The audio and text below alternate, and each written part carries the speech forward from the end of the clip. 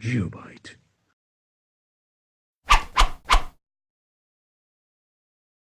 This video is presented by GeopByte in association with HackGenTips.com. GeopByte is an online learning management system which provides you free online education to the aspiring students. For accessing our resources, please visit www.geobyte.org. India is the world's second biggest smartphone industry and grows by nearly 30% each year. Today, at price points from 5,000 rupees and more than a lakh, you can get smartphones. You can often be confused with the sheer amount of decisions. Therefore, decision making will be an exercise involving spending hours to look at multiple characteristics. Here are some practical tips on the factors you should consider in order to assist you make your decisions.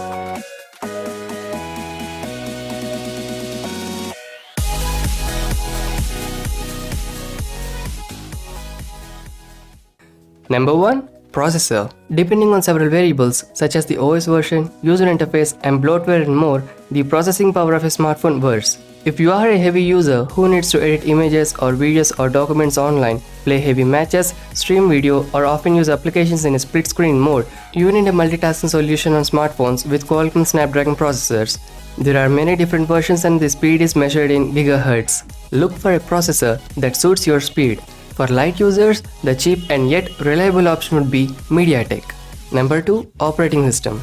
When selecting a smartphone, user interface and the OS version are also important considerations. These are the interfaces with which to communicate to access anything at each moment, so it should be simple and easy.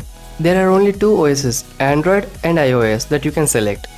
If you choose iOS, you choose an Apple iPhone as default. All other smartphone manufacturers operate on the Android OS. But it also has a vast range of names and variants.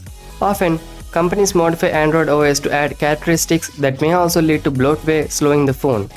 Try out your mobile phone before you decide. Number 3. Build quality. The build is all about smartphone durability. There are two kinds of components, metal and plastic, which divide the entire market of handsets. Some have even glass-coated panels, but they are very restricted. It is advisable to go for a metal or plastic build handset if you are one of them susceptible to leaving your smartphone.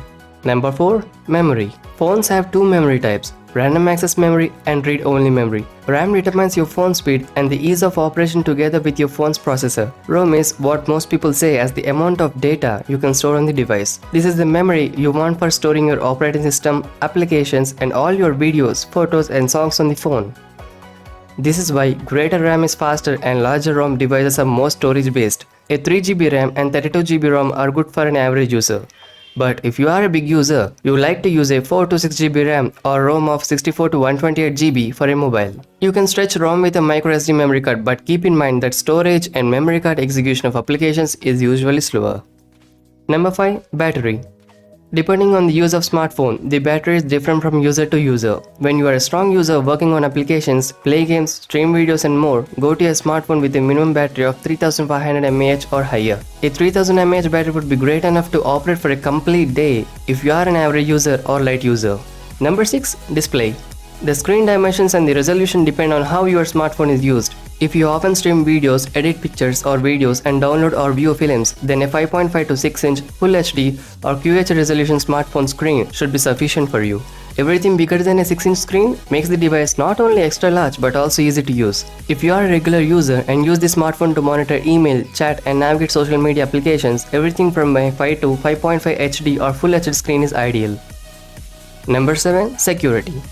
Most smartphones have now begun to come with additional safety characteristics like fingerprint sensors, face detection or iris sensors, not just to lock or unlock a device, but to access some files, records or applications as a password. While even in 5000 smartphone has a fingerprint capability, the number of face detection or iris scanner devices is still limited. It is better to purchase a smartphone with these additional safety functions because most of us now have private data on our phones. Number 8. Camera. With just more megapixels, the smartphone camera doesn't mean better. Various special requirements are also necessary such as camera aperture, ISO levels and pixel size and autofocus. A rear camera 16MP is not better than a 12MP camera necessarily. The front-facing camera has the same theory. Increased pixel numbers implies that the image size is greater and sharper when seen on a tiny screen. For quick photographing even in low light areas, a photographer enthusiast may want a 12 or 16MP sensor and a f/2.0. Even an 8MP or 12MP f/2.0 to f/2.2 aperture can pass by a casual shooter. So don't forget to follow these tips while buying a smartphone. Thanks for watching. For more such content, click on the subscribe button, and for further notifications, click on the bell icon. Thank you.